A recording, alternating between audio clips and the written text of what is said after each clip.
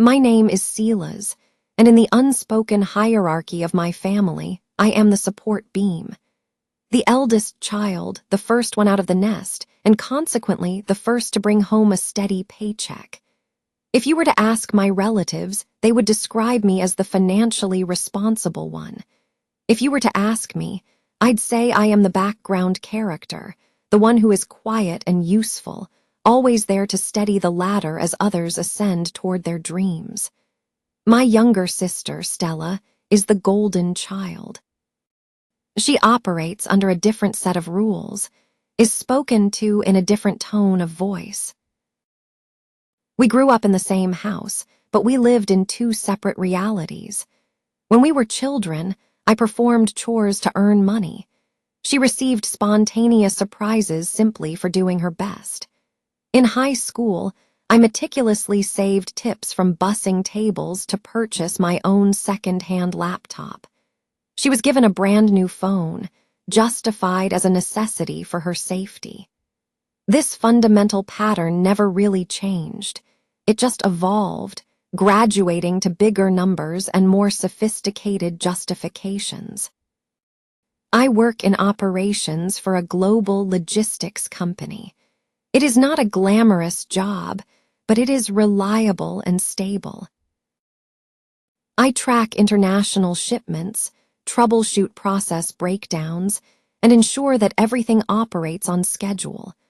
I find comfort in figures that add up correctly, invoices that are transparent, and calendars that are concrete. My entire life can be organized neatly into a spreadsheet. My family, however, exists in a chaotic group chat. The last Sunday dinner I managed to attend was about a month ago. My mother had a roast slowly cooking in the oven. My father's football game was on the television, muted. Stella arrived a fashionable 20 minutes late, draped in an oversized sweater that probably cost more than a monthly car payment. She kissed our mother's cheek, took a seat, and immediately asked, "Do we have any lemon water or is it just regular tap?" I was busy chopping parsley at the counter. "The sink still works," I mentioned without looking up. She shot me a look as if I had suggested she drink from a garden hose. My Aunt Carol leaned across the dinner table. "Sela's, you're not still renting that apartment, are you? That's just like setting money on fire." "I'm working on it," I replied, a standard, non-committal answer. Mom didn't even look up from basting the roast. "He likes to be careful. He's good with his money, our little planner."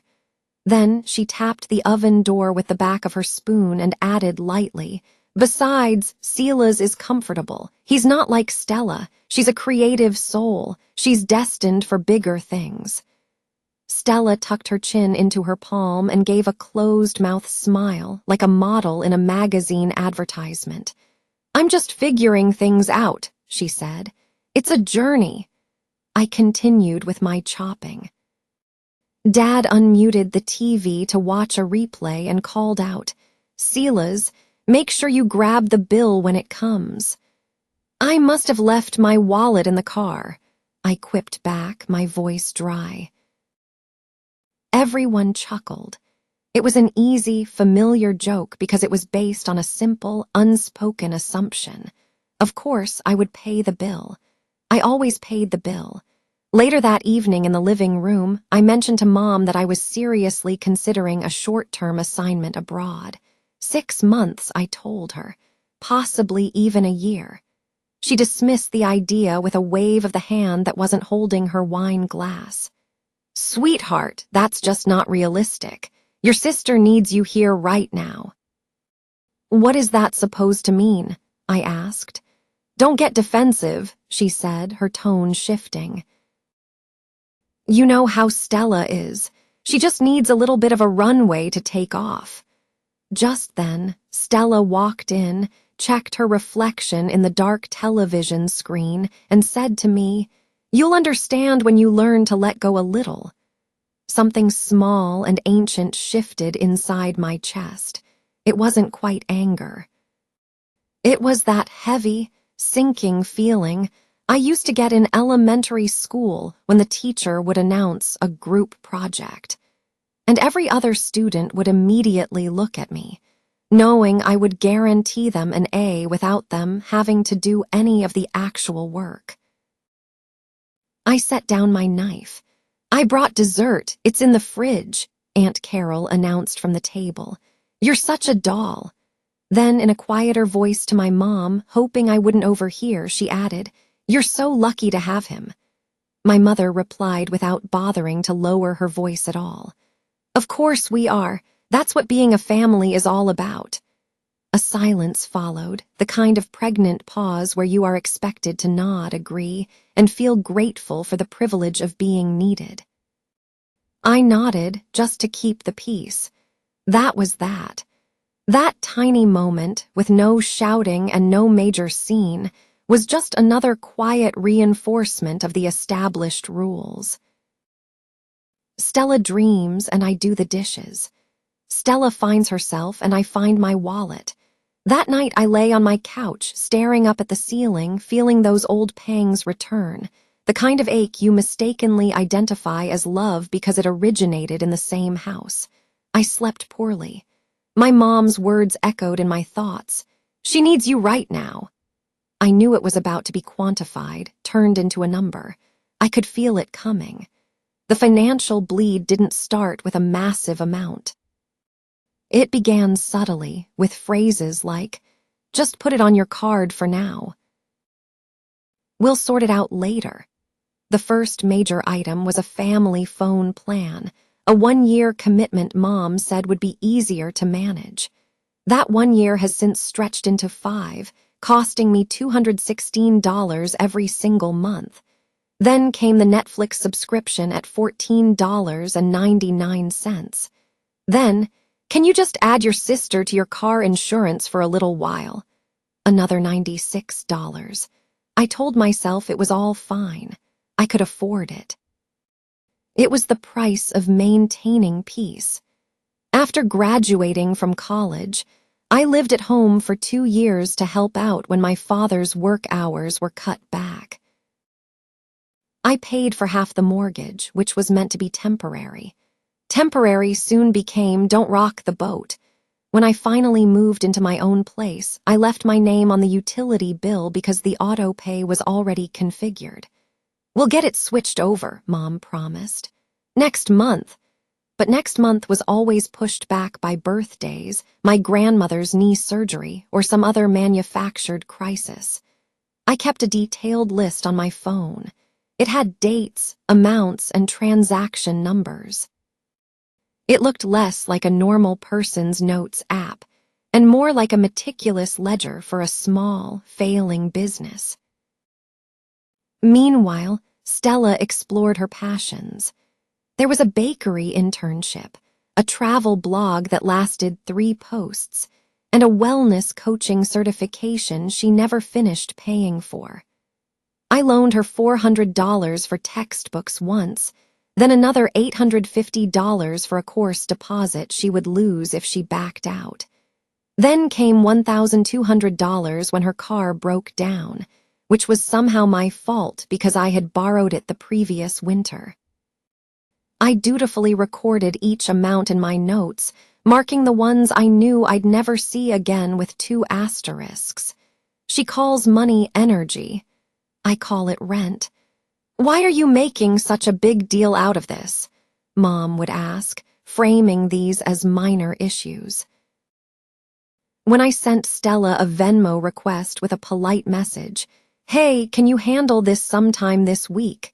she would respond with a heart emoji but no money. "Don't be so transactional," she told me in person. "It's gross." My dad's fallback response was always the same. "Family is family. It all evens out in the end." It never did. It just became more streamlined. The requests became more polished. "We thought it would be easier if one person just handled all the payments." Mom texted me one day, attaching a photo of our water bill with my old account number circled in blue ink. "You're just so organized," she wrote. "We'll get you back next time." I am not a saint. I am not a martyr. I am just a man who understands basic mathematics. I kept helping because it was easier than the inevitable fight. It felt like leaving a porch light on for people you knew were never coming home. Last winter, I was offered a rotational position at our company's Dublin office. It was a 12-month assignment with a housing stipend, travel reimbursement, and a significant raise. It was everything I had ever said I wanted. If I were being honest with myself, I had already mentally accepted it, but then hesitated. I told my bosses I needed some time to think. In my family, leaving wasn't just leaving. It was an act of abandonment. It was interpreted as "you're doing this to make us feel like you're better than us." I mentioned it to my mom in January. "We'll talk about it after Stella figures out her next big step," she said. Her next step turned out to be a man named Leo and an apartment they couldn't possibly afford. He seemed like a nice enough guy. He wore a beanie to Thanksgiving dinner and called my mother ma'am, which she absolutely adored. In March, Stella and Leo got a dog. In April, Stella quit her job because her boss was toxic. By May, the group chat was exploding with activity. Rent is predatory. Landlords are vampires. Capitalism is violent. I muted the chat for 8 hours and went for a long walk. By June, I had covered 3 more emergencies. The phone bill, because Mom's car was making a funny noise. Stella's car insurance, because Venmo had a limit. And a surprise vet bill because the universe sent us Luna. That was $216, $96, and $347. Numbers that seem small individually until they form a mountain of straws on your back. My mother's language began to shift around that time. She started using we. We were thinking we could all pitch in. When I asked who we was, she'd say, "Oh, Silas, don't start that. You know exactly what I mean." And I did. I knew exactly what she meant. The first time the number $200,000 was mentioned, it wasn't in a text message. It arrived in a white binder with neatly organized tabs. Mom slid it across the kitchen table as if she were presenting me with a college brochure. "Stella's opening her own studio," she announced. "There's a whole business plan, a year of runway capital. She just needs a guarantor to get better financing terms." "A guarantor," I repeated slowly. My dad cleared his throat from the other room. "It's just putting your name on it, son," he explained. "It shows you have confidence in her." "It shows I have liability," I corrected him. Stella twirled a strand of her hair and said, "It's not that deep." "It is precisely that deep," I responded. $200,000 is very, very deep. "It's an investment in family," my mother countered. "We would do it for you." They would not. They never had. I closed the binder and slid it back across the table. "I can't co-sign a loan for you," I said directly to Stella. "I love you, but the answer is no." She rolled her eyes as if I had just refused to share my French fries. "Wow," she muttered. "You're so uptight." That night, my mother called me crying. My dad called and I didn't answer. Aunt Carol sent a voice message about seasons of life and abundance. Stella posted an Instagram story about financial abuse, complete with a screenshot from an article about wealthy sibling syndrome. Leo texted me a single thumbs down emoji. I placed my phone face down on the nightstand and watched the ceiling fan trace lazy, endless circles in the dark. The Dublin offer sat in my email inbox like a door left ajar.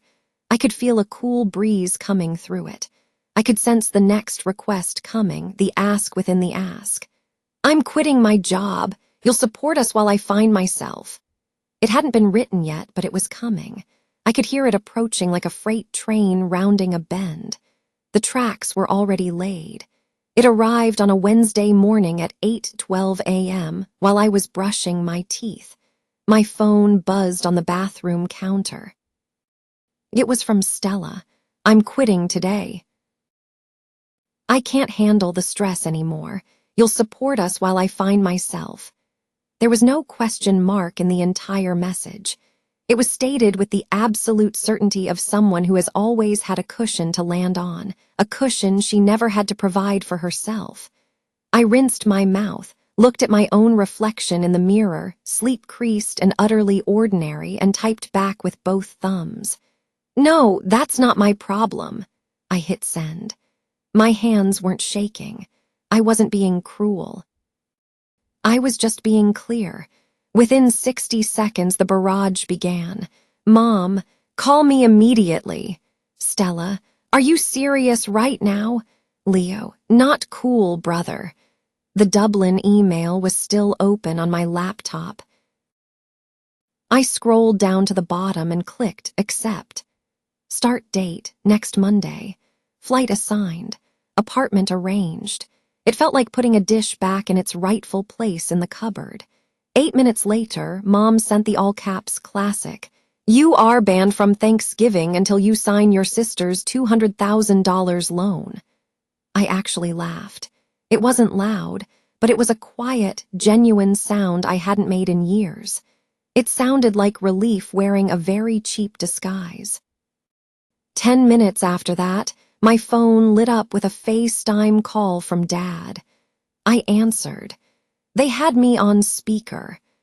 I could see the kitchen behind them, the family calendar on the fridge where everyone's important dates were listed except for mine. Mom wasted no time. "You will apologize to your sister," she commanded. "You will fix this." "No," I said simply. "What do you mean, no?" Her voice climbed an octave, becoming thin and sharp. "I mean no," I repeated. "I will not be financially supporting 2 grown adults. I will not be co-signing anything. I will not be on the hook for a 6-figure loan because you all have decided to rewrite reality with your feelings." Dad leaned into the phone's camera. "Watch your tone, young man." "My tone is calm," I said, "and it's going to stay calm." Stella burst into the frame, her mascara streaked in a way that looked almost theatrical. "You're so selfish," she cried. "You're punishing me for being different from you." "I'm not punishing you," I told her. "I'm drawing a boundary." "You've never believed in me," she wailed. "I believed in you when I paid for your textbooks," I said, my voice even. "When I covered your car insurance, when I added you to my phone plan, when I paid your vet bill. I believed in you when I sat through 3 different launch parties for projects you abandoned by the following Thursday." She just gasped. "You're keeping score?" my mom asked, aghast. "Yes," I replied, "because I'm the one who has been paying the bill." Mom tried a different tactic. "If you leave now," she said, her voice dropping, "you are abandoning this family." "I'm leaving on Monday," I stated. "For a job, not out of spite." "Oh, listen to him, he thinks he's better than us now," Stella exclaimed, a perfect blend of tears and drama. I stood up a little straighter, speaking with the clarity I had learned from years of professional conference calls. "This is not about revenge," I explained. "This is about closure." There was a moment of silence, then a nasty, humorless laugh from my dad, who always thinks he's the smartest person in any room. "Closure from what?" he sneered. "From doing your part. From being the emergency plan," I corrected him. "From being the silent default solution." They all started talking at once. Mom with blame, Dad with volume, Stella with accusations, and Leo with incoherent bro syllables from just off camera. I didn't raise my voice. I just repeated myself like it was a company policy. "I am not your guarantor," I said. I am not your supplemental salary, and I am not your emergency fund. My dad pointed a finger at the screen. You will regret this. I already regret not doing it sooner, I replied. Then I ended the call. I set the phone down on the counter as if it were a hot pan and stared out my window. Across the street, a neighbor was calmly watering his vegetable garden. The afternoon sun hit the side of the building, casting a perfect rectangle of light on my floor. Nothing exploded, nothing shattered. The city just kept moving. 15 minutes later, a group text arrived. Mom, we are having a family meeting tonight at 7, be there. Me, I will not be there. Mom, you will be there. Me, no, Stella, I hate you. Me, I love you. I will not finance you. Blue bubbles, gray bubbles, blue, gray, and then a flood of gray. Long paragraphs about sacrifice, about everything we did for you, about my tone of voice with my mother. I flipped my phone over, opened my laptop, and emailed my signed acceptance letter to HR. Then I sent my 30-day notice to my landlord, booked my ticket for the airport train, and made a to-do list of boxes to check. It felt like I was building a small but sturdy raft as the tide began to turn. It felt like leaving a room I had long outgrown, but I was still going to tidy up on my way out. That night, I did what I should have done years ago. I logged into every single account that had someone else's name attached to it and started methodically cutting the strings. Phone plan, remove Stella and Mom. The system warned me 3 times that this action could result in a loss of service for them. I clicked confirm each time. Total monthly savings, $216. Stella's car insurance, unlink policy. Effective at midnight. My new premium dropped back to its original amount. Savings, $96. Streaming services, update password. The TV in someone else's living room would go dark. $14.99 back in my pocket. It wasn't about the money, it was about the principle. My name was still linked to the auto pay for the utilities at my parents' house, power and water. I changed the next payment from automatic to manual. I removed my card information and sent a simple email to my dad. Subject, utility transfer by Friday. Clear, boring, final. I moved the $132,400 from my emergency fund into a new high-yield savings account at a bank they had never heard of. I set up alerts, froze my credit, and requested replacement cards. I created a new spreadsheet and named it Exit. Each row represented a rope I had once wrapped around myself to keep a ship from drifting, a ship I was never allowed to steer. By the time I was finished, my phone showed 43 missed calls, 17 from Mom, 8 from Dad, 12 from Stella, and 6 from a blocked number. I let them pile up. The voicemails came in waves. First angry, then pleading, then the quiet, seething ones where Mom would just breathe heavily into the phone, as if she wanted me to absorb her disappointment through the speaker. Aunt Carol texted me at 11:27 p.m. "Sweetheart, can we please talk?" I stared at her message for a long time without replying. She was always the kind one, but in my family, kindness often came with a clipboard and an agenda. I slept with my phone in a drawer. When I woke up, there were 58 missed calls. The group chat had 142 unread messages. Leo had written 3 paragraphs on masculinity and community support. Stella had shared a picture of Luna with a caption about nervous systems and safety.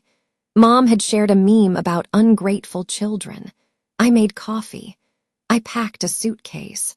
I rolled my socks into neat balls. I took the whiteboard calendar off my wall and wiped it completely clean. At noon, my dad showed up at my apartment. He banged on the door, hard, like a cop in a B-movie. I let him knock. He yelled my name. I let him yell. He jiggled the doorknob. I sipped my coffee. Eventually, he left. A minute later, a text arrived. Coward. I texted back, boundaries. He replied, you think words are going to protect you? I typed, deleted, and then typed again before sending. No, policies do. Mom kept up the pressure. Banned was her new favorite word. I was banned from Thanksgiving, banned from Christmas, banned from the family chat, and yet I was still tagged in every single message within that same chat. It was like being kicked out of a room and then having the door repeatedly slammed in your face. At 3 p.m., Stella emailed me a photo of a contract. We need your signature by 5, she wrote. The bank closes at 6. I replied, read the sentence that says joint and several liability, then read it again. You don't love me, she responded. I love you enough not to let you drown us both, I wrote back. I love you enough to stop pretending that money is just a vibe. She left me a voicemail. I didn't listen to it. Then a text, Luna misses you. I looked at it and felt a pang. I liked that dog. But I liked my future more. Love is not a repayment plan. I went to my storage unit and made 3 piles: keep, donate, trash. The keep pile was smaller than I expected. It looked like a life edited for clarity. On the way home, I walked past the corner bar and saw Leo inside, sitting on a stool, telling a story with big, animated hand gestures. He didn't see me. I kept walking. Back in my apartment, I printed out my travel itinerary and taped it to the inside of my front door. It made the plan feel solid, real. Train at 6:20 a.m. Terminal 2.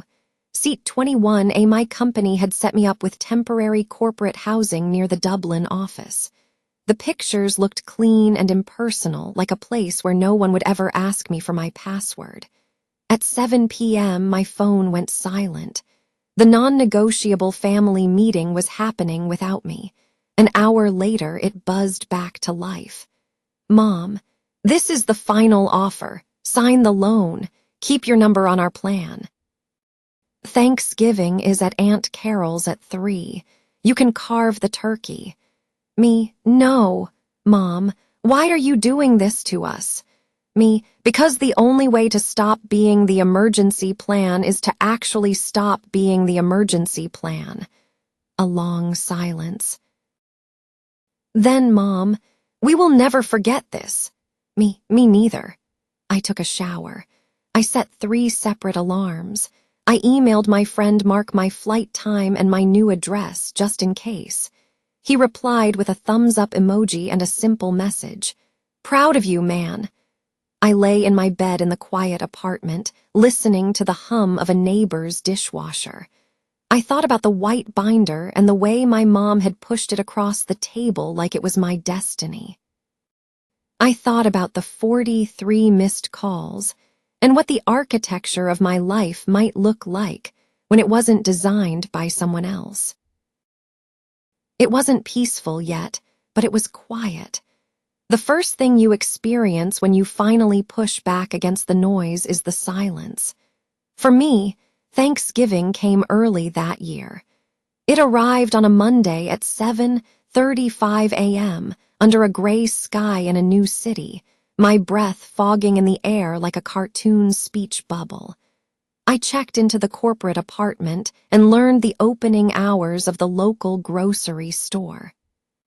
I bought a kettle because everyone said I would need one, and a cheap plant because the windowsill looked bare. I set up my work laptop on a small desk and pinned my new budget spreadsheet to the wall beside it. It now had only 5 lines, and each one contained only my name. The first week, I kept waking up expecting the usual chaos. Frantic texts before I'd had my coffee, small fires I needed to put out in other people's kitchens. Instead, I got emails about shipping manifests and morning meetings that ended precisely on time.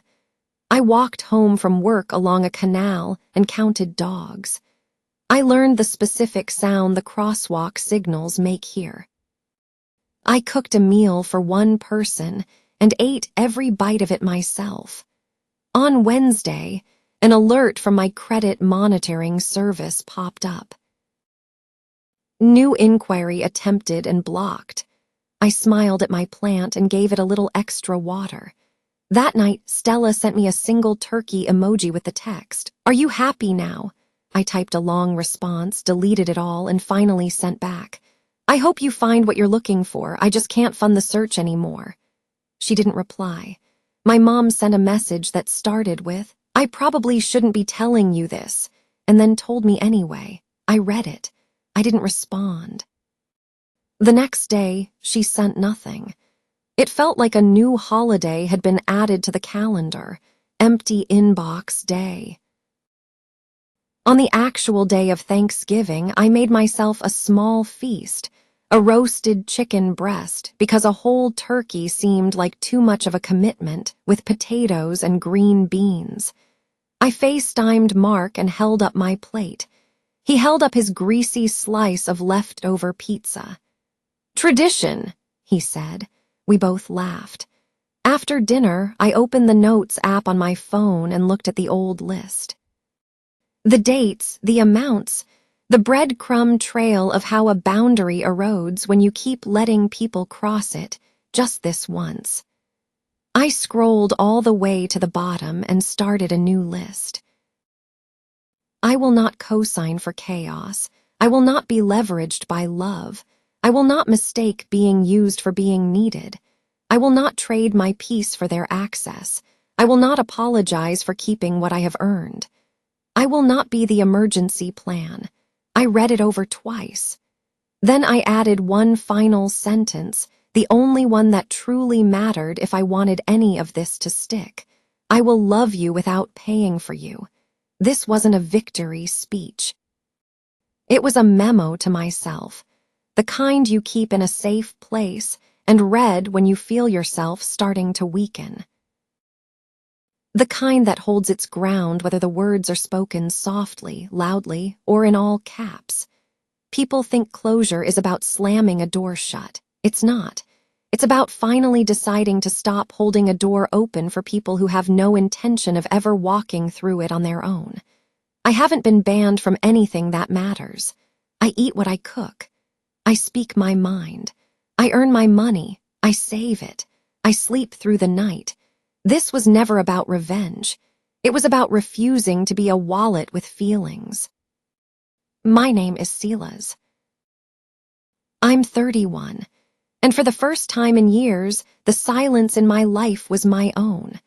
Not the silence of being ignored or the silence of swallowing your words so someone else can shine, but the deep, steady kind that hums, like a low tide settling over rocks. It felt both foreign and like coming home. I had no idea what the next year would bring, but for the first time, I knew it would be mine.